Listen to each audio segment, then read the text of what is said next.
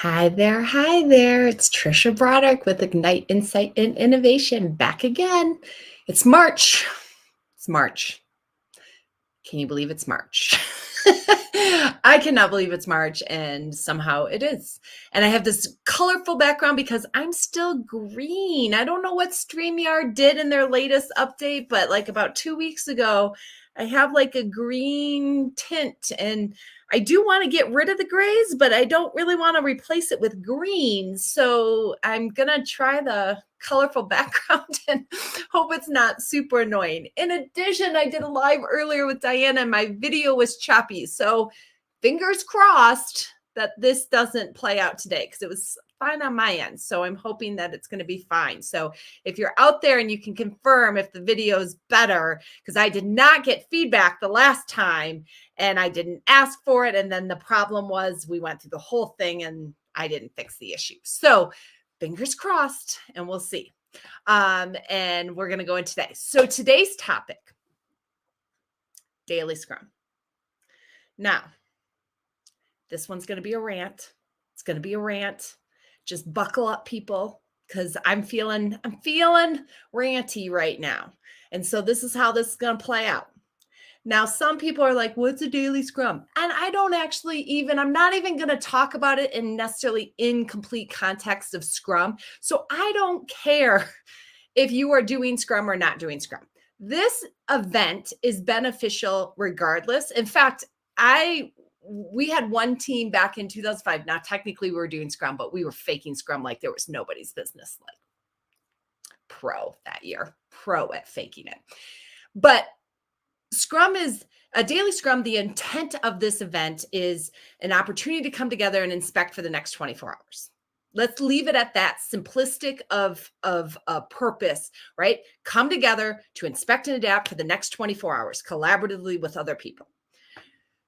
But this goes off the rails in so many ways. So let's kind of go through some of them that highlight this. One is people get lost in the rules so badly that they start projecting additional rules. Like it has to be stand up. You have to be standing. No, you don't.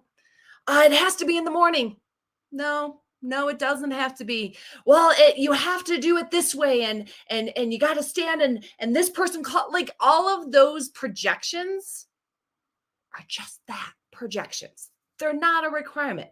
At the end of the day, in fact, my favorite daily scrum that somebody once did was what they called it was like a 3:30 walkie. They walked around the parking lot together to inspect and adapt for the next 24 hours. And when they finished, they decided if they're going to keep walking to the bar or return to work.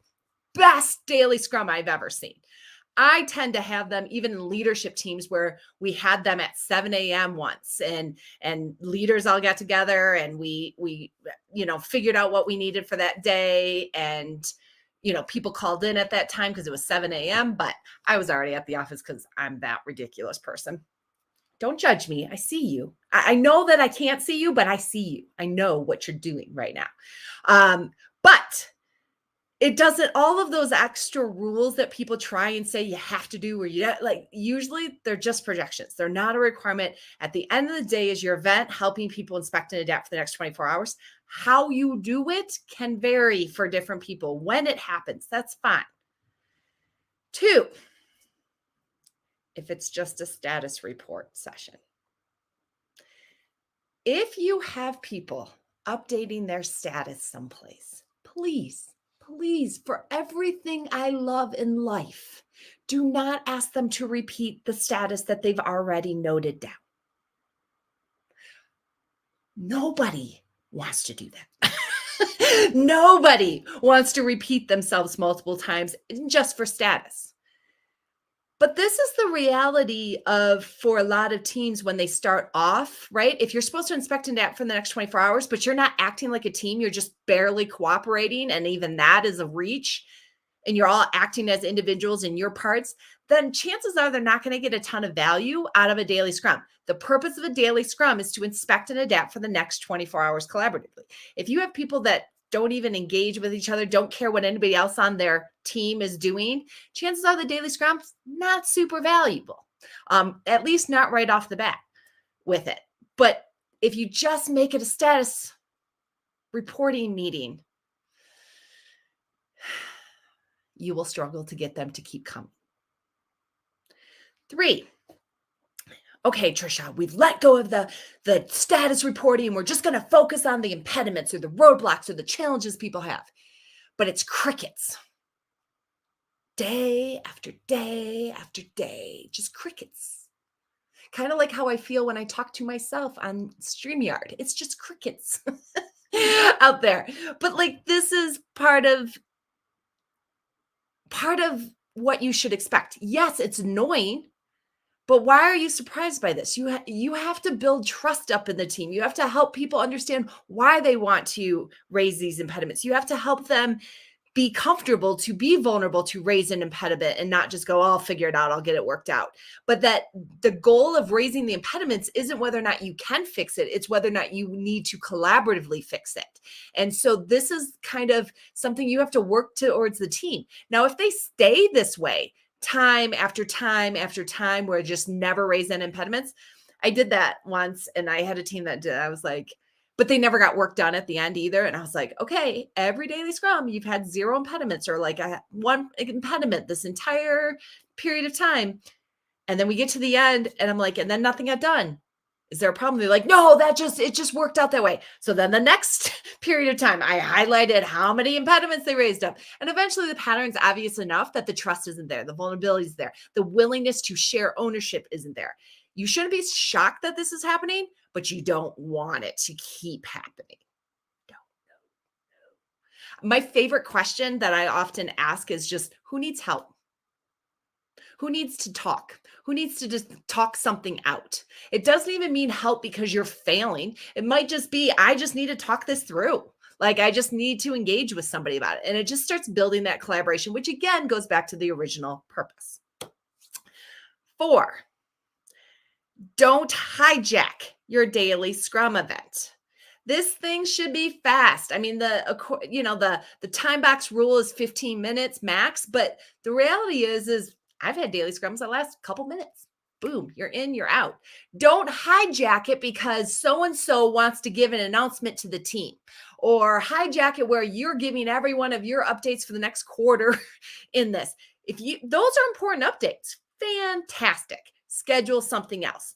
If you hijack the purpose of this event, it starts to frustrate people because then I don't know how to prepare. I don't know what might be happening, how long it's going to take. I start resenting it and all these different dynamics. So don't hijack it. Schedule another one. Oh, I know you can do that. It's okay. You can do that. Go for it. Schedule something else. If that executive wants to talk to the team, schedule another event for it. Feel free. Go schedule a meeting. Don't hijack their opportunity to stop what they're doing, come back together, and collaborate and inspect and adapt for the next 24 hours. And the last one, I almost just incorporated this in the other ones, but it's so annoying to me that I want to call it out.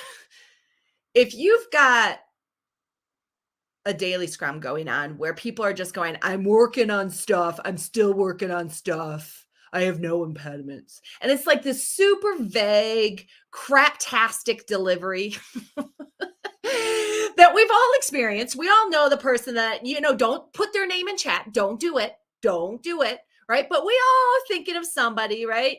And it's just vague. It's just like blah. Is that going to promote any kind of shared ownership?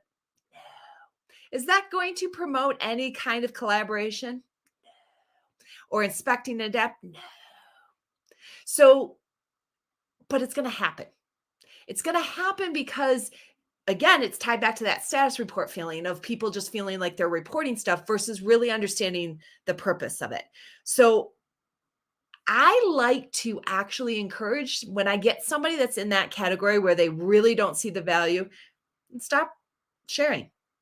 I know, but Trisha, that's not what you're supposed to do. I know, but I'm a rule breaker anyways. Go for it. Stop sharing because you're not sharing anyways. So let's get real. I can keep making you go through the motions, but it's not adding any value.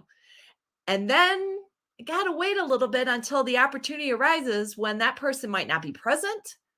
And I'll say, where is this thing at?